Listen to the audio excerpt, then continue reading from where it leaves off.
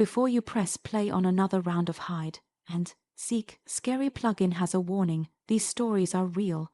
3 people hid for fun and heard footsteps that didn't belong to anyone in the game. They learned the hard way that in the dark, you're not always hiding from your friends sometimes. You're hiding with something else. I was 15 when all of this happened. It was a Friday night in late September, just starting to get cold. My parents had gone out to dinner with some family friends and told me they wouldn't be home until late, so I had the house to myself. I invited my neighbor and best friend, Chris, over. We were the same age and lived right across the street. We usually hung out in my basement, playing games or watching movies, but that night we got bored. At some point he suggested we play hide and seek. It sounded stupid at first, but we'd played it before with a group and it had actually been fun. My house was small, but there were plenty of dark places to hide. We shut off most of the lights to make it creepier. The only light left on was in the kitchen. The rules were simple: no going outside, no attic, no crawl space. Basement, bedrooms, closets, and under furniture were all allowed. Chris wanted to hide first, so I covered my eyes in the living room and counted to 50. At first I heard him running, but then everything went silent. When I finished counting, I announced that I was coming. I started in the kitchen, but there was nowhere good to hide there. I checked behind the basement door, then went down the hall. Bathroom empty. Closet by the front door. Nothing. I headed upstairs. The floor creaked under every step, and each sound made me tense. I checked my parents' room first, looking under the bed and behind the dresser. Nobody. I checked my room next. It was messy, but not enough to hide a whole person. I still looked under the desk and in the closet. Nothing. The last place upstairs was the guest room at the end of the hall. The door was cracked open. I pushed it slowly, waiting for him to jump out and scare me, but the room was quiet. I looked under the bed, checked the closet. Nothing. That's when I figured he must have gone to the basement, so I went back downstairs. I searched behind the laundry machines and under the stairs. I was about to give up when I finally spotted him curled behind some boxes. He laughed and asked how long it took me. I told him way too long. Then we switched. He counted while I hid. I went upstairs and slid under the guest bed, pulling the bed skirt down to cover me. My heart was racing in the dark. A few minutes later I heard him coming upstairs, his footsteps slow and heavy. He opened the bathroom door first, then my parents' room. Eventually he walked toward the guest room. I could hear him breathing as he stepped inside. He stopped right by the bed. I held my breath. His shoes scraped lightly against the carpet.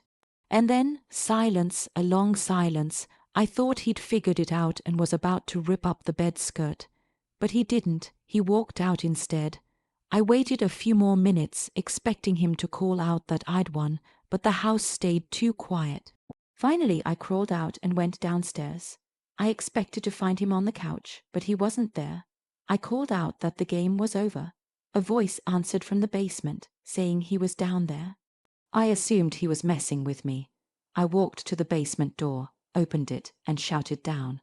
He yelled back that he was still looking for me and asked where I was hiding. My stomach twisted. I told him I was standing in the kitchen. A second later, he came up the stairs into the light, looking confused. He asked how I got upstairs so fast. I told him I'd been under the guest bed the whole time. He frowned and said he was positive he checked that room, and even heard someone moving inside. He swore he heard breathing. I told him I hadn't moved at all. We argued for a minute, then let it go. We played another round, but I couldn't shake the weird feeling. Every little sound in the house made me jump. At one point, while I was counting, I heard a soft thud upstairs. When I checked, the floor was empty. I eventually found Chris hiding in the laundry room. We kept playing until we got tired, then sat on the couch and turned the TV on. That's when we froze. A loud bump echoed from upstairs, like something heavy falling. Chris asked if it was my parents, but I reminded him they weren't home yet. The hair on my arm stood straight up. We waited, but the house went silent again.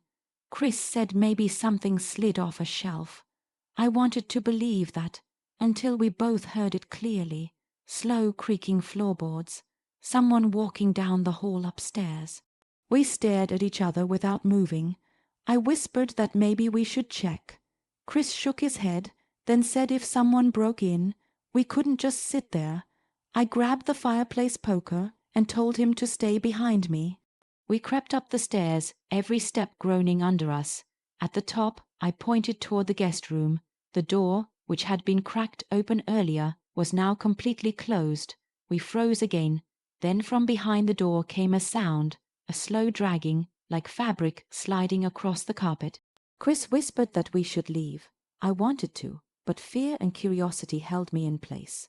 My hands were shaking as I reached for the knob. I pushed the door open fast. The room was dark, empty. Bed, dresser, nothing else. The closet was half open. I stepped closer while Chris stayed in the doorway. I yanked the closet open. Nothing but coats and boxes. We let out these nervous laughs, trying to act like it was all in our heads. But just as we turned to leave, we heard a new sound. This time not upstairs. Downstairs, the front door opening, then closing. We froze again. Chris whispered that someone was in the house. My stomach dropped. We ran down the hall and ducked into my room, shutting the lights off. I gripped the poker so tight my hands hurt. We listened, at first nothing, then faint footsteps on the first floor. I wanted to call the police, but my phone was still on the couch. I whispered that maybe we could escape through the window, but it was too small. The only exit was down the hall, past the stairs. The footsteps moved closer. We heard the basement door open, then steps going down. 1, 2, 3. We both exhaled. Whoever it was had gone into the basement. That was our chance. We sprinted down the stairs, through the kitchen, and out the back door. We didn't stop running until we were at Chris's house. His parents called the police when we told them what happened. The officers searched my house top to bottom. They found nothing, no signs of a break-in and no one hiding anywhere. They told us it was probably just the house settling or our imaginations running wild during the game. But Chris and I both knew better. We knew someone had been inside. For weeks afterward, I barely slept. Every little creak made me think someone was standing in the hallway. That night was the last time I ever played hide. And, seek, we were too old for it anyway, but deep down, we both knew the real reason. Chris and I don't talk about it much now, but sometimes when we look at each other, I can tell we're both remembering that night, the night hide, and seek turned into something else entirely. Even years later, I still think about the sound of the closet door, the dragging noise on the carpet, and those footsteps downstairs. We never found out who it was. Maybe a burglar who realized we were home. Maybe someone who slipped out when we ran. All I know is that night taught me how terrifying it is to realize you're not alone in your own house. I grew up in a neighborhood that backed right up against miles of woods. The houses lined one side of the street and behind them was nothing but trees. When I was younger, a bunch of us kids would play together almost every weekend. In the summer, we'd stay out late, sometimes until our parents started yelling for us to come home. One of our favorite games was hide and seek. We played in everyone's backyards and right at the edge of the woods. During the daytime it was fun, but at night it became a completely different world. The trees swallowed the light and everything looked the same no matter where you hid. That was what made it scary, and that was what made it fun. The last time I ever played hide and seek in those woods I was 14. It was August, hot, sticky, even after the sun went down. There were 5 of us, me, my friend Tyler, his little brother Matt, and 2 kids from down the street, Jason and Eric. We chose to play outside because it was cooler than hanging out in someone's basement. The rules were simple. You could hide anywhere in the backyards or in the woods, but you had to stay close enough to hear when the round ended. Jason volunteered to be it first, and the rest of us took off running. I headed into the woods with Tyler, and once we passed the first line of trees, we split up. I crouched behind a fallen log, heart racing even though it was just a game. I could hear Jason shouting numbers from the yard, his voice echoing faintly through the trees. When he finished counting, everything went quiet. Crickets buzzed around me, leaves rustled above, and the woods felt like they were holding their breath. After a few minutes, I heard footsteps moving through the leaves. Slow, steady steps. I thought it was Jason, so I stayed completely still. The footsteps stopped just a few feet from me. Whoever it was didn't call out or move. I felt my skin crawl. I almost whispered to ask who it was, but if it wasn't Jason, I didn't want to expose myself. I held my breath until the footsteps finally started again, moving deeper into the woods. When they faded completely, I peeked over the log, but it was too dark to see anything. After a few minutes, I got tired of waiting and started heading back toward the yard. As I walked, I heard Jason shouting that the round was over. When I reached the others, Jason had already found Tyler and Eric. Matt ran out of the woods soon after, covered in dirt and bragging about his hiding spot. I told them I had almost been caught when Jason walked past me in the woods, but Jason just stared at me confused. He said he never went that far in. He stayed near the first few trees and found Tyler by the fence. I frowned and asked who it was that walked right by me, but everyone shrugged it off. We didn't think about it much and just kept playing. The next round I was the seeker. I counted loud against a tree while everyone scattered. I searched the yards first, finding Eric behind a shed and Tyler in the bushes. Then I headed into the woods for Jason and Matt. The woods were so quiet it almost hurt my ears. My flashlight swung across the trees as I walked. Eventually, I spotted Matt and caught him easily. That left Jason. I went deeper into the woods, calling out that I was coming. That's when I heard it again, the same slow footsteps moving somewhere ahead of me. I pointed my flashlight toward the sound, but the trees were too thick. I walked forward carefully. The footsteps stopped. I waited, my heart thumping hard. Then suddenly, Jason called from behind me that the round was over. I spun around, confused. He was already walking back toward the yard. He said he'd been hiding close to the house the entire time. My stomach twisted. Twice now, I had heard someone who wasn't one of us.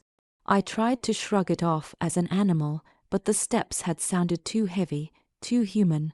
We played a few more rounds, but every time I hid, I felt like someone else was out there watching. Leaves crunched, branches snapped, faint shadows moved between trees. Every time I shined my flashlight, nothing was there. The others kept laughing and running around like nothing was wrong, so I tried to act normal too. For the last round, Jason wanted to hide in the woods again. We all split up. I stayed near the edge because I didn't want to go too far in. I crouched in the tall grass, watching the porch lights glow through the trees. When Jason finished counting, silence settled again. A few minutes later, I heard something that completely froze me. A whisper, a low, soft voice, too quiet to understand, but it was close, way too close. I ducked lower, heart pounding. I peered over the grass, but nothing was there. The whisper stopped, and then footsteps moved past me and deeper into the woods. I stayed trembling until Jason finally called that the game was over. Everyone came out laughing. I walked back slowly, still shaken. I told them I heard whispering, but they just laughed, saying I was trying to scare them. I didn't argue. We sat in Tyler's yard drinking sodas after the game. That's when Matt suddenly asked if anyone else had seen the man. All of us froze. He said while he was hiding, he saw a tall man standing in the woods, completely still, watching them. Jason told him he was imagining things. Eric laughed, but I felt sick, because after everything I'd heard, I believed him. We ended the night soon after. When I got home, I lay awake staring at the ceiling. Every crunch of leaves outside made my heart jump. I never played hide and seek in those woods again. And even now, years later, whenever I hear footsteps in the dark or leaves rustling where they shouldn't be, I think back to that night. I think about the whisper I still can't explain, and the footsteps that didn't belong to any of us, and the man Matt swore he saw standing in the trees. Maybe it was a stranger passing through, maybe someone who lived out there in the woods. All I know is, when you hide in the dark, you never really know who or what might be hiding with you. It was a hot Saturday afternoon last July. I was 14 at the time, living in rural Pennsylvania. Our backyard is huge. Acres of open grass, scattered trees, and an old storage shed near the far edge. My friends and I spent nearly every summer day back there. That day it was me, Ryan, Josh, and Adam. We were messing around playing basketball on the hoop my dad put up by the garage. After about an hour, we were exhausted and sitting in the grass, sweaty and gulping water. That's when we noticed a kid we'd never seen before walking up from the dirt road behind my house. He looked around 16, older than us, taller too. He had messy black hair and wore a grey t-shirt and jeans even though the heat was brutal. We all stopped talking as he got closer. He walked right up like he already knew us and asked if we wanted to even the teams and play 3-on-3. None of us answered right away. Finally, Adam asked who he was. The kid said his name was Keith. He claimed he lived up the road and had been walking through the woods when he saw us. We all glanced at each other. I'd lived here my whole life and had never seen him. Neither had my friends, but he acted normal enough, so none of us said anything. Ben finally asked if he wanted to play basketball. Keith shook his head and said we should play manhunt instead. He claimed my yard was perfect for it because there were so many places to hide. At the time, none of us thought twice about that comment, but looking back, it should have been a red flag. How would this kid know anything about my property if he just walked through the woods? But we were bored and hot, so we agreed.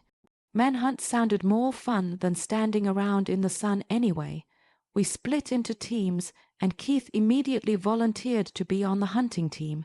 He said he loved being the seeker, so it ended up being Keith, Adam, and Josh hunting, while me, Ryan, and Ben hid.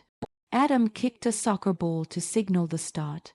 We took off across the yard as the hunters covered their eyes and counted. Ryan sprinted toward the tree line, then looped around the side of the garage. I didn't want to hide in the woods yet, so I slipped into the storage shed.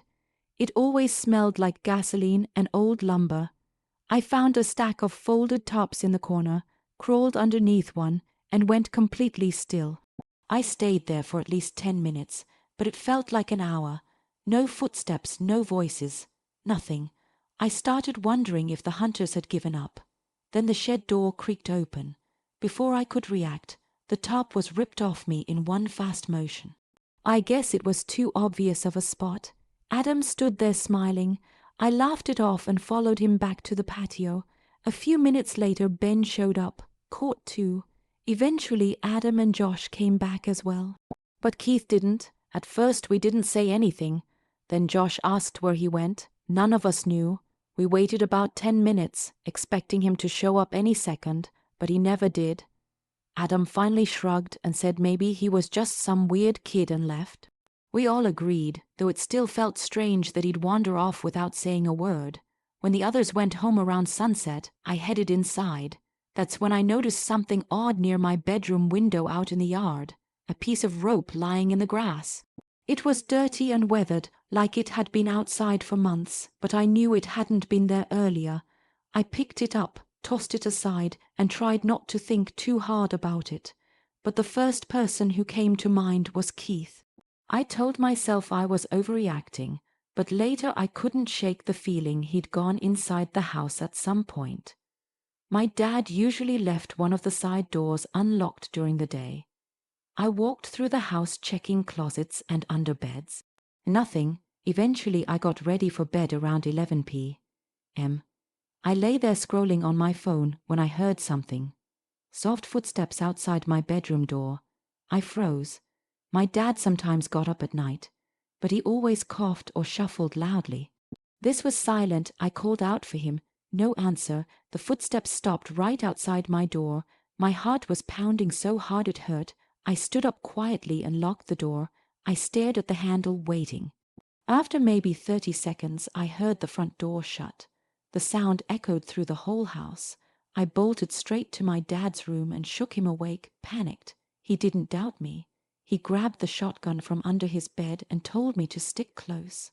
We searched the entire house, every room, every closet, the basement, the garage. He even went outside with a flashlight, walking the property. Nothing. We locked every door and window that night. The next day I told my friends. Most of them laughed and said Keith was probably just some random weirdo passing through. But Ryan admitted he thought Keith was strange too. He said the whole time we were playing, Keith barely talked. He just stared at people. That night I couldn't sleep. Around 2 a.m., I woke up to a scratching sound. It was coming from my bedroom window, slow, steady scratching, like someone dragging a nail or a stick along the glass. I froze, staring at the blinds. My chest felt tight. I didn't want to look, but I did. I gently pulled one blind down just enough to peek outside. A figure stood inches from the window. I couldn't see his face, just the shape of a person standing impossibly close in the dark. I stumbled back and screamed for my dad. I ran into the hallway yelling until he burst out of his room. Without hesitating, he ran outside with the shotgun and fired 2 rounds into the air. I heard him shouting that he'd shoot whoever came back. Whoever had been at the window was gone. I didn't sleep the rest of the night. I sat in the living room with every light on while my dad stayed awake too. The next morning, he told me he was sure it was Keith messing with us. He said if that kid ever came back, he'd shoot him, half joking but half serious. He told me Keith wasn't welcome anywhere near our house again. As far as I know, Keith never came back. But sometimes when I'm outside at night, I think about that rope by my window, and I wonder what he was planning to do if I hadn't woken up when I did.